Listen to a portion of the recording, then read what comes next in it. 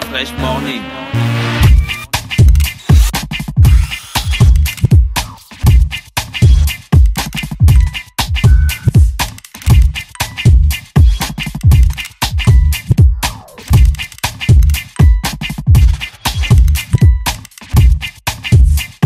Le réveil matinal le plus haut de la capitale sur la radio. La plus haute de la capitale. Vous êtes sur les 104.5 Urban FM, la station urbaine, et vous écoutez le Da Fresh Morning. On est avec Mosley. Mosley, bonjour. Bonjour Da Fresh, bonjour tout le monde. Comment vas-tu ce matin? Ça va très bien. Alors, on reçoit le ministre des PME et des PMI, chargé de l'artisanat. Nous recevons M. Julien Corbecal, qui est le ministre des PME et des petites et moyennes entreprises et de l'artisanat, qui est également un ancien député, notamment de la commune de Ntoum, étant donné que le mandat arrivait à expiration.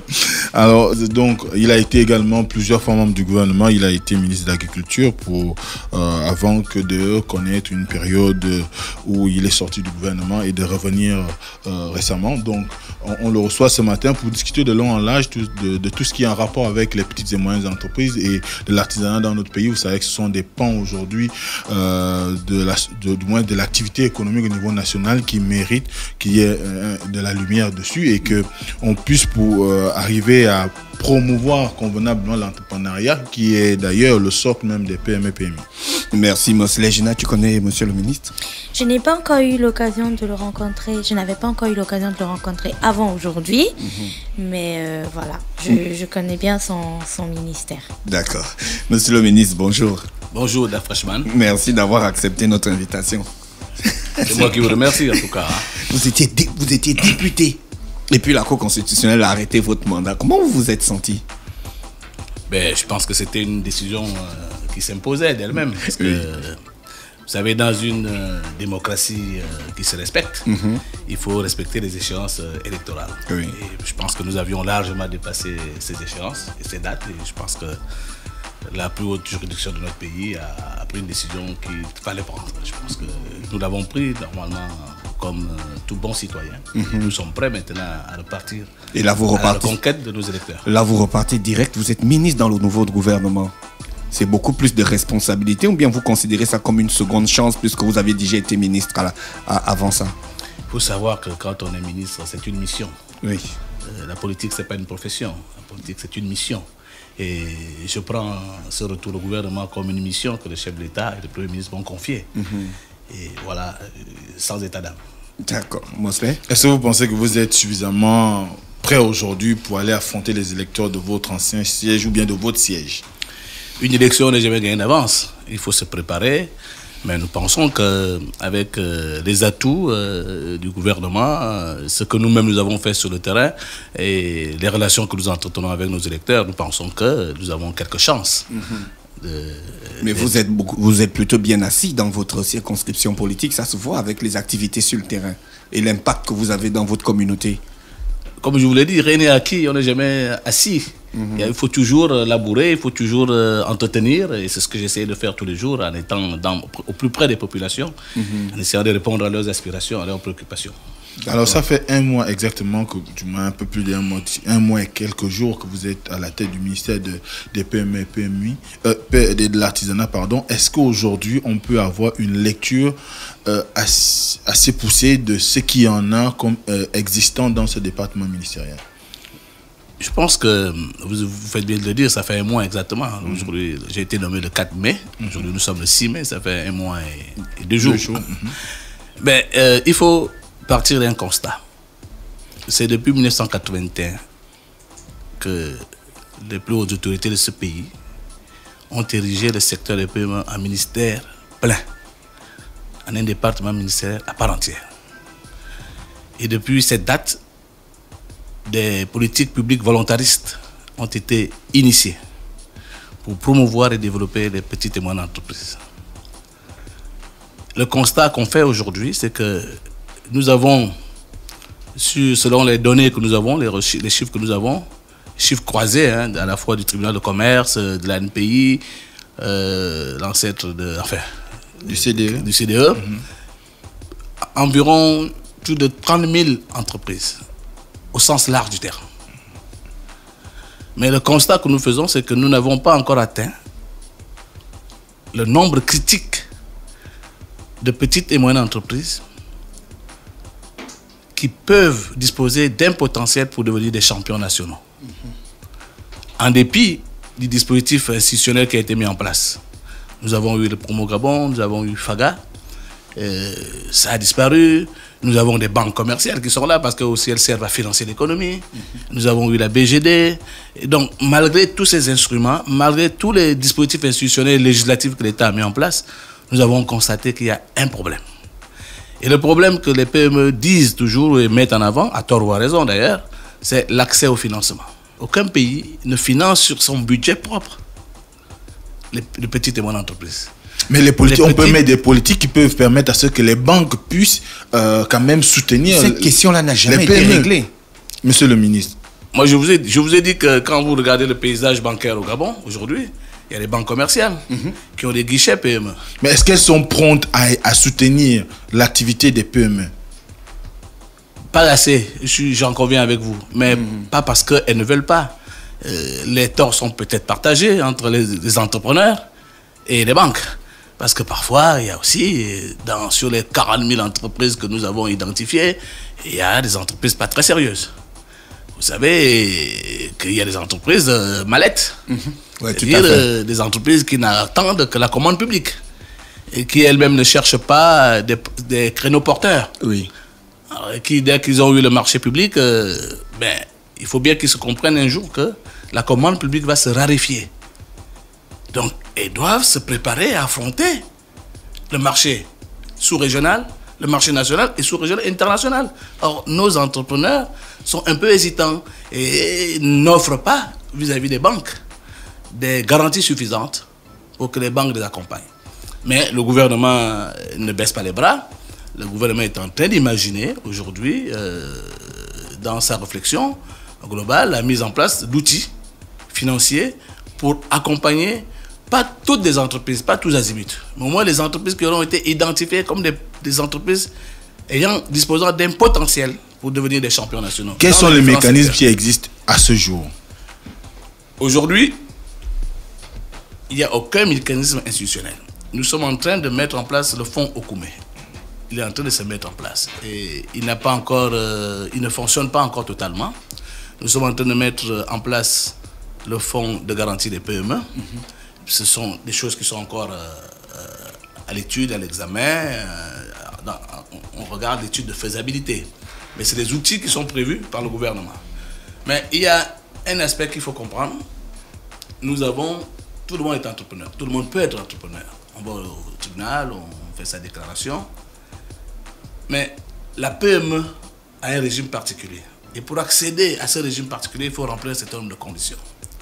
Et beaucoup de nos PME ne remplissent pas souvent ces conditions. Et pendant longtemps, et je dois le dire et je dois l'avouer, pendant longtemps, l'administration elle-même aussi s'est contentée de délivrer des agréments administratifs. Or, l'agrément du ministère des PME doit être un agrément de certification qui doit certifier la citoyenneté fiscale de l'entreprise. La citoyenneté juridique, bien sûr.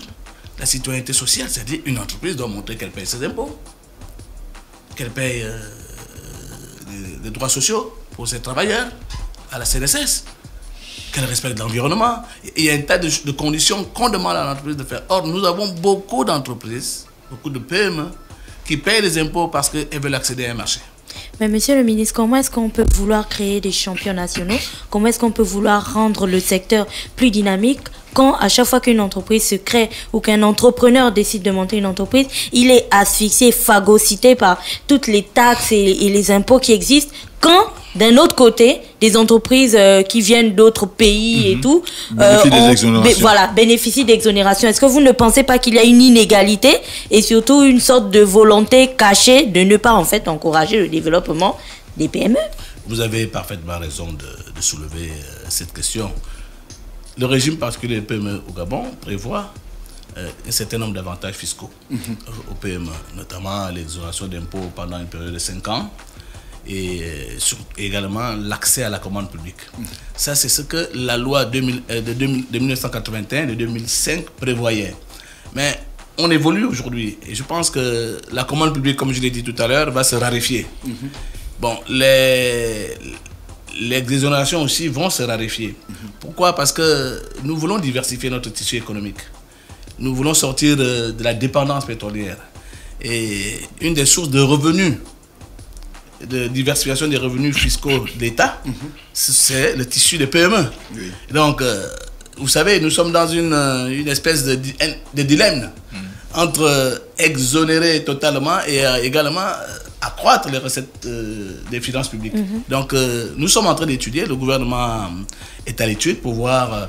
mais nous avons compris, l'approche que moi j'ai, et c'est la vision du chef de l'État, président de la République et du Premier ministre, c'est de faire en sorte que on essaye, dans les secteurs qui ont été identifiés dans le plan stratégique Gabon émergent, on essaye d'identifier et de sélectionner 30, 40, 50 petites et moyennes entreprises, que ce soit dans l'industrie ou dans le service.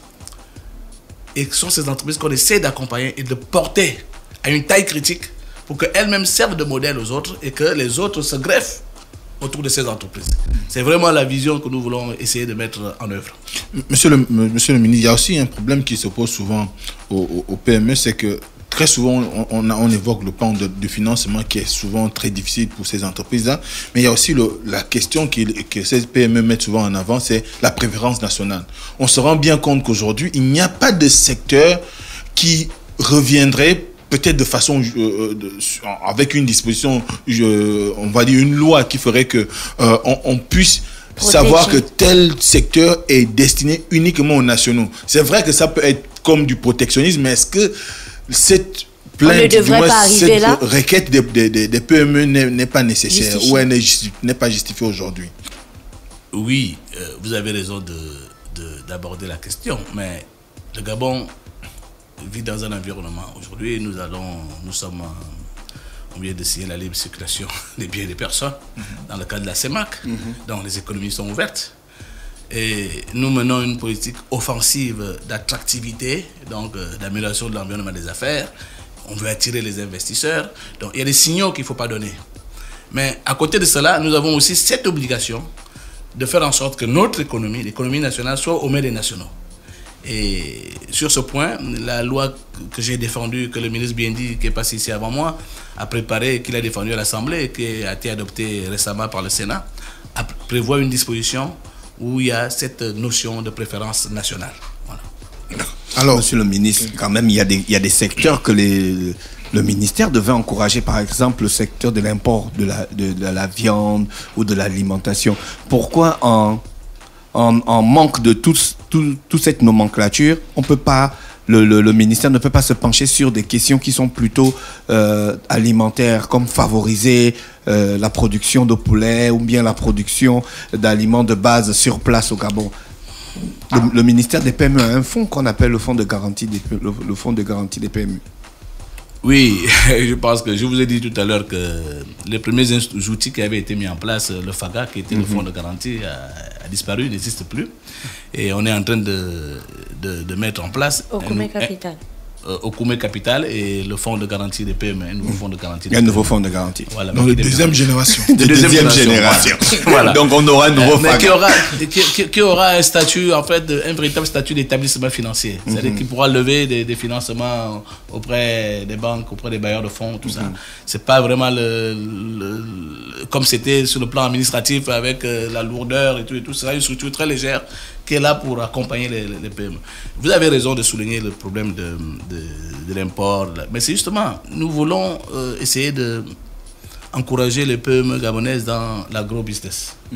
Donc, l'élevage, l'agriculture, la production. Parce que si on veut lutter contre l'importation alimentaire, tel que nous le disons depuis de longues années, c'est d'encourager la production locale. Et je pense que... Mais monsieur le ministre, on encourage la production locale de produits alimentaires. Mais prenez un exemple pour quelqu'un qui fabrique par exemple de l'Odica, qu'il conditionne. Les portes des différents centres commerciaux qui vendraient de l'Odica sur des grandes surfaces de commerce restent encore fermées à de nombreux petits producteurs. Il faut vraiment avoir le contact ou le circuit pour être présent sur ces surfaces de vente-là. Comment ils arrivent à être dynamiques? Voilà. Comment ils arrivent à être dynamiques s'ils n'arrivent pas à vendre leurs produits? Oui, mais il faut suivre aussi l'actualité un peu, je pense. Vous avez certainement regardé la télévision, il y a un spot publicitaire qui passe au patronat du Premier ministre et du ministre des PME. J'ai une direction sous ma responsabilité, j'ai la direction de la lutte contre la pauvreté.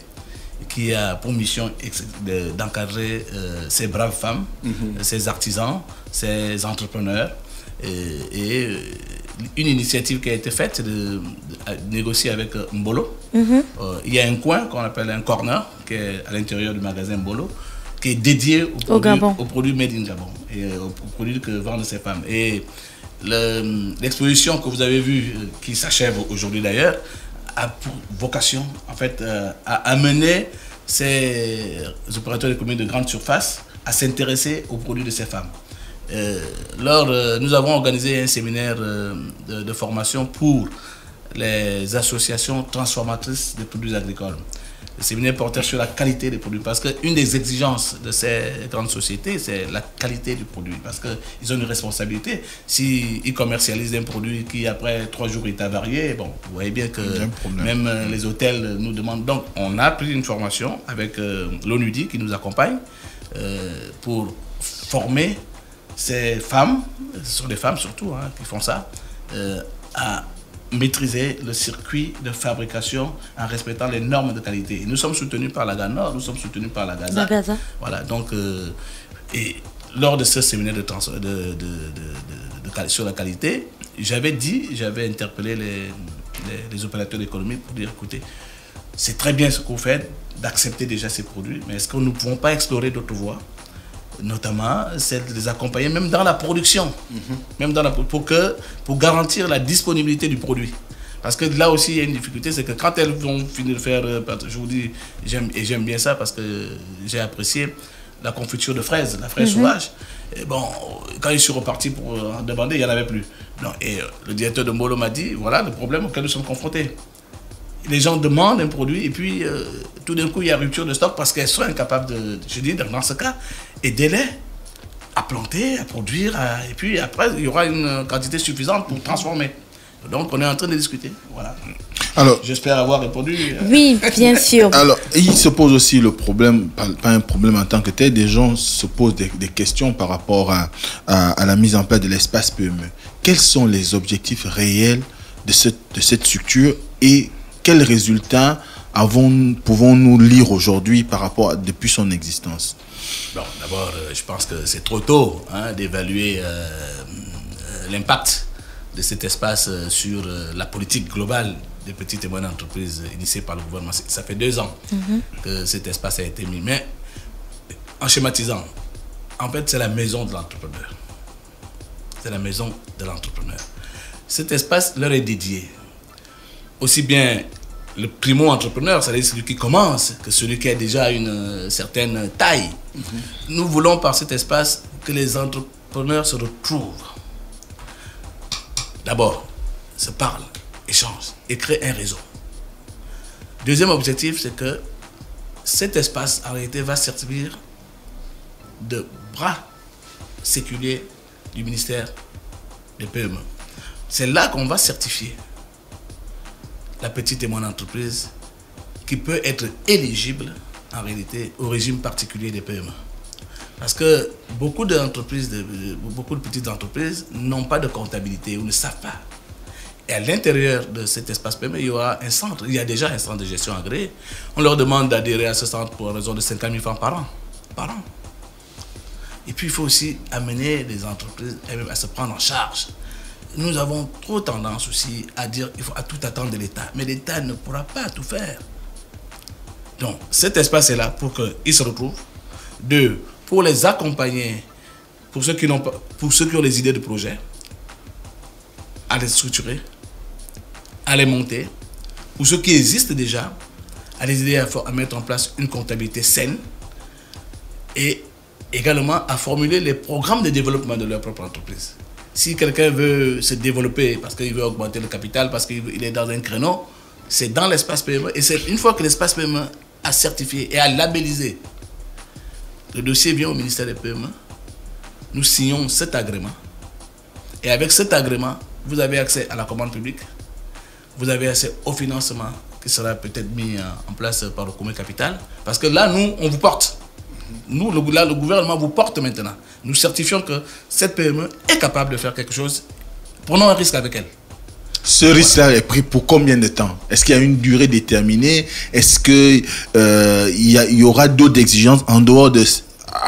du moins après avoir eu l'agrément, est-ce qu'il y aura d'autres exigences? Généralement, les capitaux investisseurs, ils prennent pour 5 ans. Ça veut dire que l'entrepreneur qu'on accompagne doit être sérieux. Il doit savoir ce qu'il veut. Pendant 5 ans? Pendant 5 ans. Et dès qu'il a ces 5 ans, s'il a une taille critique, une gouvernance normale et tout, bon, il vole de ses propres aides, à lui de montrer qu'il est capable de faire. On n'a plus besoin de lui. À lui, il trouvera ses commissaires de compte, il trouvera son conseil d'administration, il pourra même ouvrir son entreprise à d'autres acteurs. Ce qui nous fait arriver, monsieur le ministre, à la question de l'artisanat, étant donné que vous avez, on l'a un petit peu abordé dans nos discours, sauf si toi tu as un truc sur les PME. J'ai une question sur tu me regardes déjà avec tes yeux là. Vas-y, de l'espace PME, évidemment, c'est en rapport avec le fait qu'on a l'impression, et je crois que c'est ce qui se dégage souvent lorsque les populations essayent de voir un certain nombre de mécanismes mis en place par l'État, tout est concentré à Libreville. Est-ce que l'espace PME a l'ambition de s'étendre sur les 9 provinces du Gabon? C'est ça l'ambition, c'est d'être installé dans les 9 provinces du Gabon. Nous avons commencé par Libreville parce que le plus grand bassin des petites et moyennes entreprises se trouve à Libreville. Le deuxième bassin, c'est le Goué maritime. Le troisième bassin, c'est le Haut-Goué. Après, on va étendre au fur et à mesure dans les autres provinces. Mais on va d'abord voir comment se comporte la première expérience. Mais nous avons pour mission d'étendre ça à l'intérieur du pays. Parce qu'il faut fixer les populations, il faut que les entrepreneurs aussi à l'intérieur du pays bénéficient des mêmes avantages. Monsieur le ministre, là vous parlez des entrepreneurs qui respectent plus ou moins les créneaux légaux ou bien les créneaux officiels. Mais moi j'ai vécu à Lambaréné pendant près de 8 ans.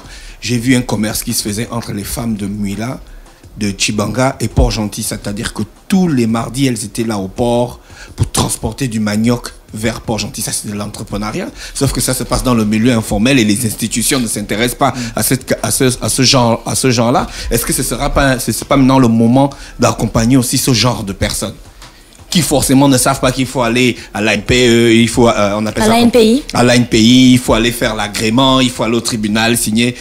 Est-ce que c'est pas le moment aussi d'accompagner ces jeunes dames, ces jeunes femmes ou ces vieilles mamans qui ne savent pas qu'il faut se rapprocher des institutions, mais elles font un marché qui draine de l'argent énormément?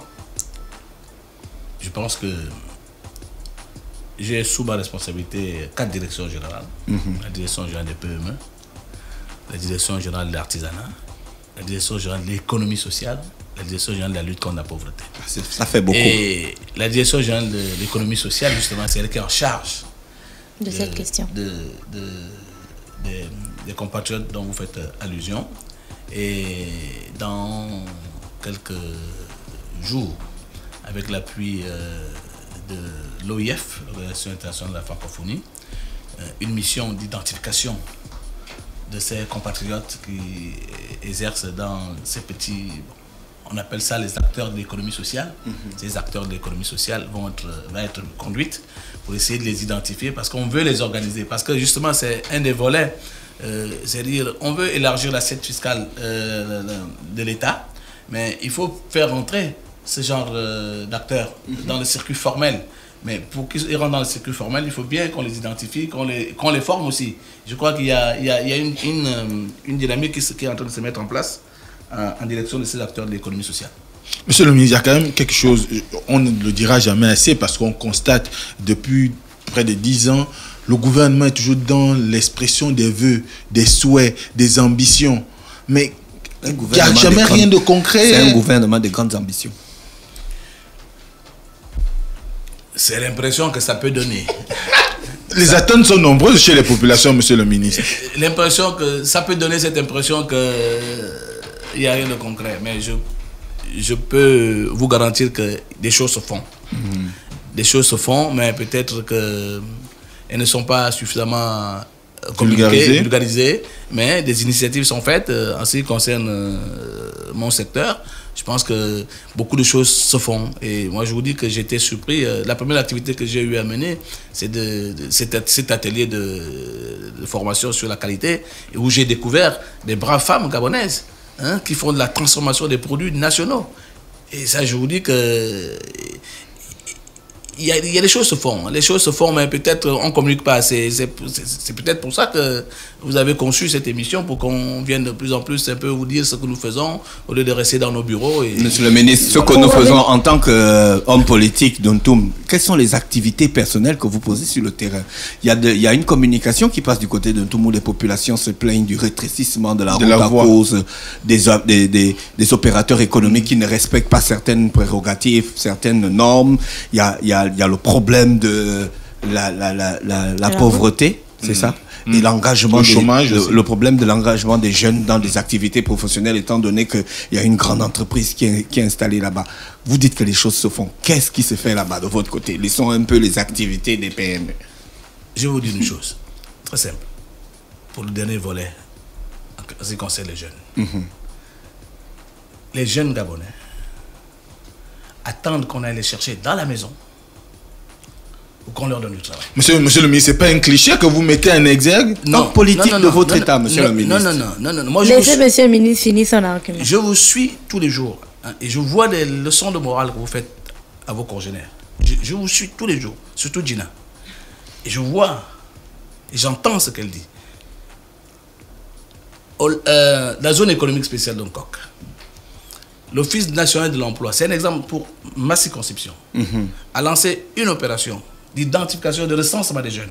Ils sont restés 2 semaines en tout. Il n'y avait pas de jeunes de tout.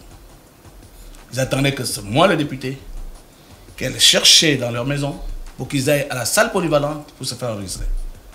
J'ai gardé l'honneur pendant 2 semaines en tout. Quand j'ai fait la tournée, les parents m'ont dit oui, ceci. J'ai dit mais écoutez, c'est moi qui dois venir les chercher le matin pour aller demander de l'emploi au LAM, en Coq. Je suis allé visiter au LAM un jour pour vous parler de ce que je fais dans ma zone. Puis je visite une entreprise dédiée au bois qui fait des meubles. Et puis c'est un jeune compatriote qui m'accompagne. Il parle anglais. Avec le Malaisien qui était là. Il me fait visiter en anglais. Il parle anglais avec le gars. Et tout. Il parle français avec moi, mais avec le Malaisien, il parle anglais. Et puis, à la fin, il se présente et dit monsieur le ministre, vous ne me reconnaissez pas, je suis votre électeur. Ah bon? Oh, je suis d'Ayem Plaine. Il me détaille sa mère et tout, je le connais. Mais ce gars n'a pas le bac. Il parle anglais. Il est là-bas. Mais c'est pas moi qui l'ai amené là-bas. Je l'ai découvert là-bas. C'est pas moi qui l'ai amené. Et j'étais fier de lui. J'ai fait des photos avec lui. Mais je vous dis, il faut que les jeunes se prennent en charge. Le président de la République a dédié un septennat à la jeunesse. Qu'est-ce que la jeunesse attend pour se lever? Pourquoi ils veulent toujours s'accrocher aux hommes politiques? Mais peut-être parce que les hommes politiques, quand ils viennent le week-end, ils amènent la nourriture. Vous les avez rendus dépendants avec des victuailles. Des victuailles. Non. Ce n'était pas votre cas. Ce n'est pas la conception que moi j'ai. D'accord, monsieur. Parce que je sais que c'est les jeunes qui vont prendre la relève. Oui. J'amène peut-être des victuailles pour les personnes âgées, parce que je sais que c'est le devoir des enfants d'assister nos vieux parents. C'est ce que je fais. Mais pour les jeunes, moi, je les encourage à s'autonomiser, à prendre leurs responsabilités. C'est ce que je fais tous les jours. Bon, c'est un peu dur le langage, il critique. Bon, en ce qui concerne la route, ça c'est le ministère des TP. Nous avons signalé ça en tant que, je suis un élu local, en tant que conseiller municipal, nous avons signalé au ministère des TP que Ntoum c'est une grande ville et que la traversée d'Ntoum ne doit pas être sur une bande de 7 mètres. Oui. Ça doit être plus large que ça, parce que ne serait-ce que pour la sécurité des populations qui sont là. Donc nous espérons que le ministère des TP nous a compris et que ce sera pris en compte dans le projet routier qui va se développer. D'accord. Monsieur le ministre, parlons de l'artisanat que je voulais aborder tout à l'heure. On sait que l'artisanat peut être un véritable point d'attraction pour certains pays. On pense au Maroc qui a considérablement organisé son tourisme même autour de son artisanat. Qu'en est-il de l'artisanat gabonais aujourd'hui, quand on sait que le seul village artisanat, sauf erreur de ma part, le seul village artisanal que l'on ait à Libreville a tout sauf 50% ou même 30 ou 20% de Gabonais à l'intérieur? Bon, la question de l'artisanat, il faut qu'on arrive à définir d'abord ce que c'est l'artisanat. Il y a l'artisanat d'art, C'est ce dont vous faites allusion, avec le village artisanal. Mais il y a les artisans de métier, c'est-à-dire il y a des métiers artisanaux. C'est-à-dire ces braves femmes-là qui font de la petite transformation des pots de confiture, c'est des artisans. Ce sont des artisans, ce sont des entrepreneurs. Ils font dans la production alimentaire. Parce que ce sont ces produits-là qui vont faire en sorte que quand vous allez en Europe, dans la région de l'Indre, vous voyez confiture de l'Indre. Mais vous aurez demain des produits avec indication géographique labellisée. Je ne sais pas d'où vous êtes. De Mouila. Mouila, les Bamba. Bon, alors tu cherches même, tu ne sais pas. Non, je m'apprêtais à dire Mwanda, mais c'est pas grave. Les Bamba. Disons les Bamba. Confiture de les Bamba. Hein? Voilà, c'est ce que nous sommes en train de faire. Mais vous faites bien d'aborder la question du village artisanal et avec, je mets ça en lien avec le COPAM, le village de la Pierre de Mbigou. Je pense que nous avons un grand programme, un grand projet avec la coopération marocaine pour construire à Libreville ou aux alentours un grand complexe artisanal où nous installerons, s'il plaît à Dieu, la Chambre nationale des métiers et de l'artisanat et où il y aura ce salon d'exposition et de marché artisanal. Bon, nous sommes Monsieur le ministre, vous dites s'il plaît à Dieu, ça dépend de Dieu. Mais non, monsieur le ministre... En plus, le chantier de la chambre de l'artisanat, des métiers... Non, je vais d'abord quand je dis s'il plaît à Dieu, c'est parce que, bon, nous dépendons quand même... du très haut. Mais monsieur le ministre... Il peut arriver, moi je vous dis quelque chose, il peut arriver que...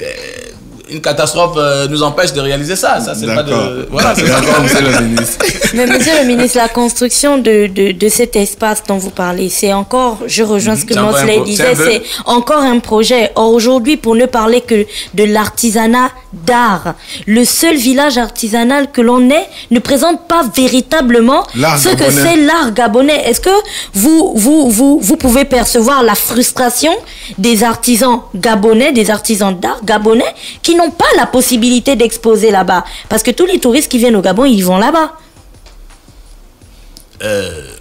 C'est peut-être vrai, mais ce n'est pas entièrement vrai. Il y a aussi notre propre responsabilité. Le gouvernement gabonais a mis en place le village de la Pierre de Mbigou. C'était dédié à ça. C'est vrai que c'était une catégorie de nos compatriotes, mais si ça avait été bien géré par ces compatriotes, ce serait devenu... Parce que la plupart des touristes européens qui viennent, quoi qu'on dise, ils n'aiment pas aller au village artisanal ici. Ils aiment aller à la Pierre de Mbigou. Est-ce que vous savez que les gens de Pierre de Mbigou, malgré la subvention que l'État leur donne, ils préfèrent prendre leurs produits et veulent les vendre plus cher au village artisanal détenu par ceux dont vous parlez? Ce sont nos compatriotes qui le font. Monsieur le ministre, est-ce que avoir laissé l'autonomie de gestion à cet environnement à des gens qui peut-être n'ont pas les compétences... La formation qu'il fallait, l'encadrement... Est-ce que ça n'a pas été une erreur de la part du ministère ou du gouvernement? Je pense que oui, ça a été une erreur et c'est pour ça qu'on va rectifier le tir.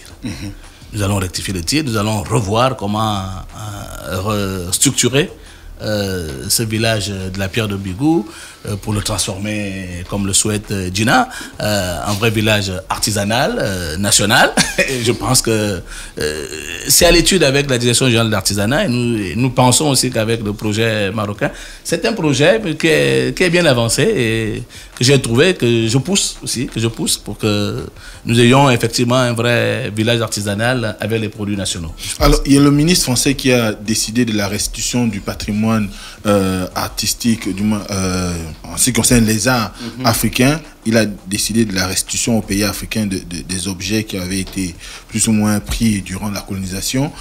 Et le ministre de la Culture a assisté récemment à une conférence, du moins animée sur ce thème, à l'UNESCO. Quelle est aujourd'hui la politique qu'envisage de mettre en place au Gabon pour faire en sorte qu'au moment où il y aura cette restitution, parce qu'on sait qu'il y a quand même un fort patrimoine gabonais qui se retrouve à l'Hexagone, comme on disait à l'époque, est-ce qu'aujourd'hui, il y a une politique claire qui sera mise en place ou qui est déjà en gestation pour faire en sorte qu'au moment où nous allons recevoir ces productions, nous soyons quand même dans une situation de pouvoir les garder en l'état? Bien, je ne sais pas ce qu'envisage le ministre d'État, ministre de la Culture, sur cette question. Mais ce que je veux d'abord dire, c'est que la décision du président français ou du gouvernement français, ce n'est que justice. Ce n'est que justice. Je pense que c'est une très bonne décision qui va dans le bon sens. Et on ne peut que la saluer et l'encourager. Maintenant, je voudrais quand même faire une petite distinction entre ce qu'on appelle les biens culturels, qui ont une valeur, j'allais dire, sentimentale, inestimable et qu'on ne peut pas vendre, et les biens artisanaux culturels. Voilà. Vous voyez, et qui sont commercialisables. Qui sont commercialisables. Voilà. Donc, vous voyez, le village artisanal, on voit les statuettes qui sont bonnes, on le vend sans protection.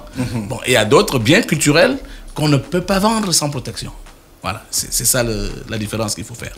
Bon, et là, moi je m'occupe des biens culturels artisanaux qui ne sont pas protégés, parce que qu'on peut vendre dans le commerce, parce que ces artisans sont des entrepreneurs. Le ministre d'État, il s'occupe des biens culturels historiques qui ont une valeur inestimable dans le cœur de chacun de nous.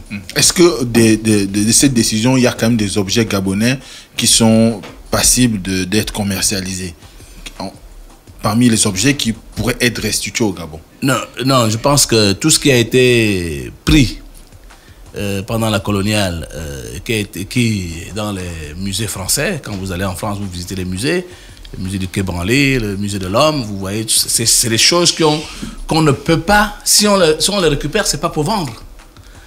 C'est pour notre culture, notre richesse culturelle, on ne peut pas les vendre. Moi, j'ai vu des très belles choses. J'étais au musée du Quai Branly. J'ai vu des très belles pièces avec des infographies Gabon. Mais on ne peut pas vendre ça. C'est pas possible. Quand ça revient, on met ça dans un musée et puis nos enfants vont aller regarder, ils vont voir que ça, c'est ce que nos ancêtres utilisaient. Et voilà. Monsieur le ministre, il y avait... Dernière question. Oui. Il y avait l'organisation d'un symposium sur les arts plastiques au niveau du Gabon. Est-ce que le ministère dont vous avez la tutelle travaille dans le sens de la mise en place de quelque chose d'identique? Non, là encore, je vous dis, les arts plastiques, ça c'est vraiment, ouais, c'est des... Bon, il y a des artistes et des artisans. Voilà. Les arts plastiques, ça relève des artistes qui peignent des tableaux, qui sculptent des ouvrages. S'ils ont envie de les vendre, ils les vendent, mais en réalité, ils ne sont pas des artisans, ils sont des artistes qui vivent de leur art. Voilà. Mais moi, je pense que dans la synergie qui peut exister entre nos deux départements ministériels, il n'y a pas de cloison. Oui. Il n'y a pas de cloison entre nos deux départements ministériels. Monsieur le ministre, est-ce qu'on peut compter sur vous pour un réel accompagnement des PME et des PMI jusqu'à ce que vous n'ayez plus au poste? Je ferai tout ce qui est de mon mieux. Vous ferez de votre mieux tout ce qui est Je ne ménagerai aucun effort. Monsieur le ministre, tout le monde le dit. Nous, je ne ménagerai. C'est une formule consacrée au gouvernement. Je ne sais pas quel engagement. J'ai prêté serment devant le président de la République pour servir l'État. Et je ne serai Mais pas vous êtes quand même conscient que les populations attendent des résultats rapides.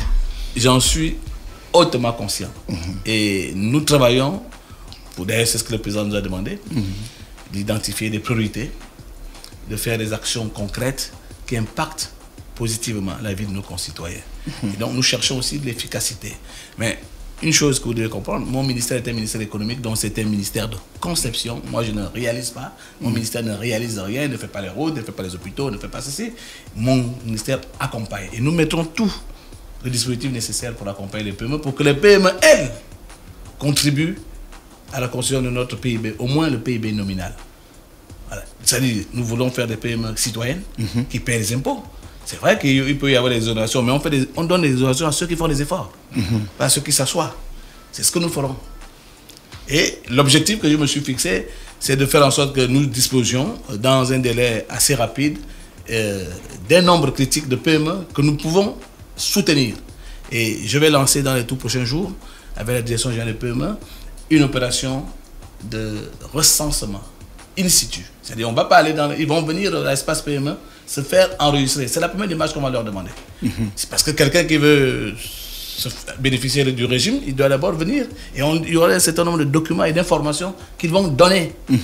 Et sur une fois nous aurons cet échantillon, nous pourrons, à mon avis, sélectionner à l'intérieur de cet échantillon les PME gabonaises que nous pourrons. On ne peut pas faire tout en même temps. Oui. Il faut savoir choisir les priorités. Voilà. Gina, tu voulais terminer? Oui, monsieur le ministre, il y a un point que l'on n'a pas abordé. Vous avez plusieurs directions à votre charge, notamment celle de la pauvreté. Et il y a souvent une question, celle d'une population gabonaise qui estime être marginalisée, celle des personnes handicapées qui peuvent aussi entreprendre. Est-ce que vous avez une politique bien établie pour pour l'accompagnement de ces personnes quand à l'espace PME, par exemple, une personne qui a un handicap ne peut pas arriver jusqu'à l'étage?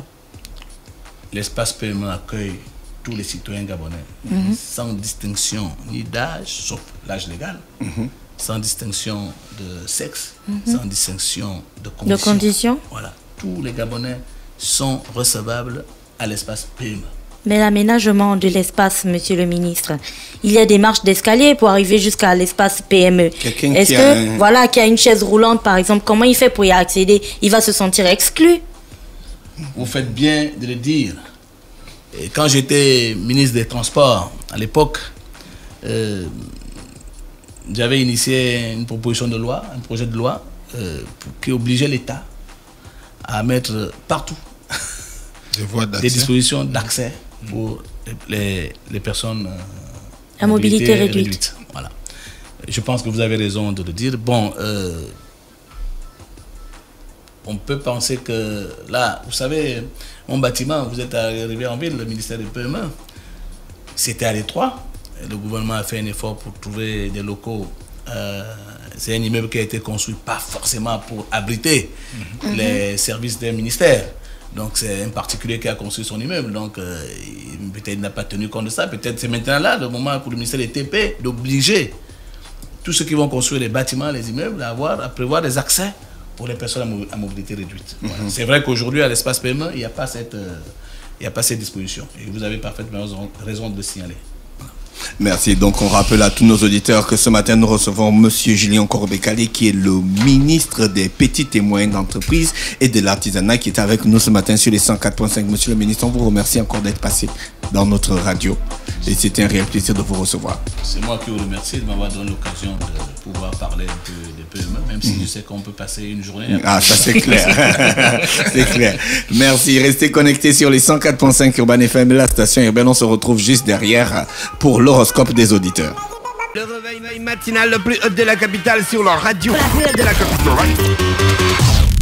Du lundi au vendredi, de 7h à 10h, reçoit 104.5 tonnes de musique dans le DAF Morning. Urban FM 104.5, la station urbaine. Vous écoutez Urban FM 104.5, la station urbaine. Urban FM, première radio chez les jeunes.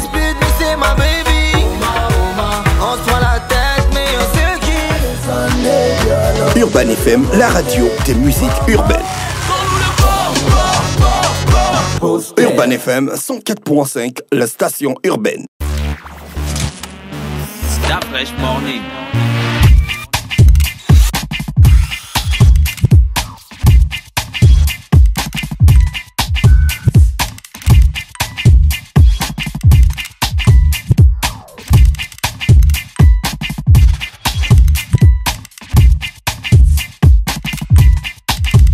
UrbanFM.fm